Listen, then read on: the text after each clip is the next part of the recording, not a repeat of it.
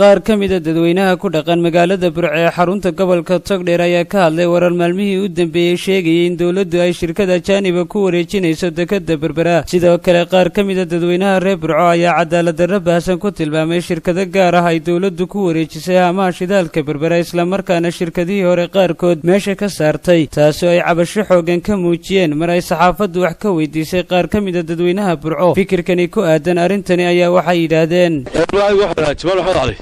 وأنا قاعد أقول كتير. لكن هذا أنتن دكتة بربرة اللي يقول شركة فرنسيسكا وحويا دولة وحي بيسي كوريه دولة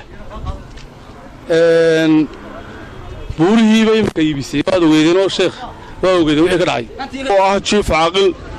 علي أحمد حيد وحان كهلا يا عدالة هذا كسعتها حامها haamaha bulshada Soomaaliland meeshay wada lahayd haamaha shidaalka inkastoo dawladdan qeyrada aanay waxba ka tarin iyo baableeshka dhageysigiisu aanay dhagabo lahayn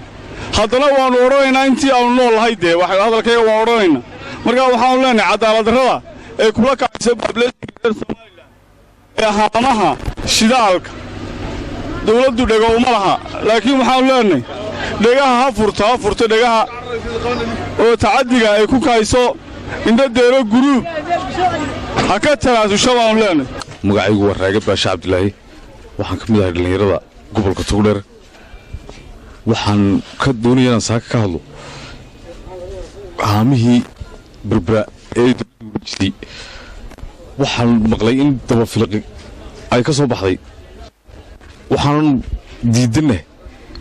in wax kasta oo la bixiyo hadhow cadaalad darro kuwii la siiyay loo sii kala xuduud dadkii shacabka ahaa maxaad u malaynaysaa markaa waxaan ka mid ahay odayaasha reer Burco waxaan u gudbinayaa madaxweynaha fariintaasoo ay madaxweyne dulmi badan baa dhulka ka dhacay waxaa ka mid ah haamihii shidaalka oo ku haystayna laga qaaday qaarka la siiyey waxaa ka mid ah dekedaha imika la leeyahay waa la wadwadaa waxaan ku leenahay madaxweyne magac xumaha kaga tegin dalka annagoo ogol waxqabadkaagii waxaan ku leeyahay madaxweyne joorfal badan baa jira ha la joojiyo nimanka ilmayna deeray cabanayana ee kaalmaha oo shidaalka wax kula amaana xaqooda ha la siiyo ha loo celiyo inta madaxweynahan leh kadaha dalka imanaya ee shirkadaha haamaha ku socda dhaxa loo noqdo yaan la kala xigtaysan yaan qof garabka la saarin dalka ha la hagaajo carariya cad ka reebta laga daayo madaxweynuhu hay dhageysto carariya cad ka reebta laga daayo dalka magacaygu Caaqil Faarax Xuseen Gaabuush waxaan saaka kaga hadlayaa dulmigii ka dhacay haamaha Berbera ayadoo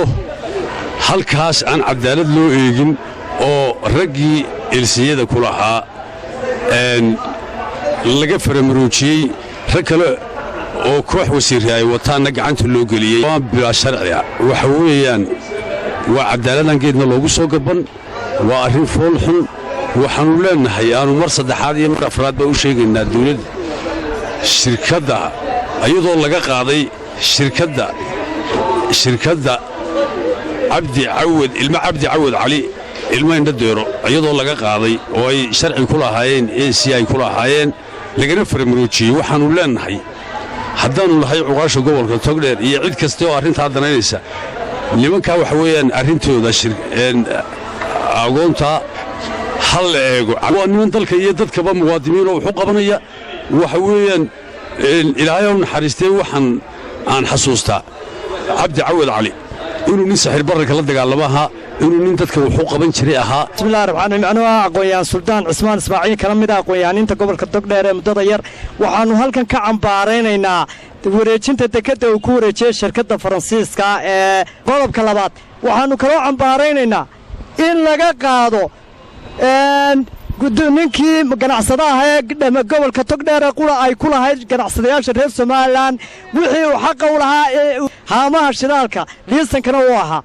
inuu siiyo madaxweynaha Soomaaliland isagoo muddo yar xilka uga hadhay dad aan la garanayno wasiiradiisa xilka ayaa dabada ka riixay waxaanu naanahay madaxweynaha Soomaaliland annagoo shacabkii reer Burco dhammaan waxaanu taageersanay inaan laga qaadin shirkadda ersiga ganacsiga indha deerow kaga jiro maadaama uu yahay ganacsadaha qura ee reer Burco haddii ay tahay sixir bararka gobolka horjooga haddii tahay bariisho loo Khadar Cabdirasaaq Saleebaan shabakada caalamiga ee Wanaag News magaalada Burco.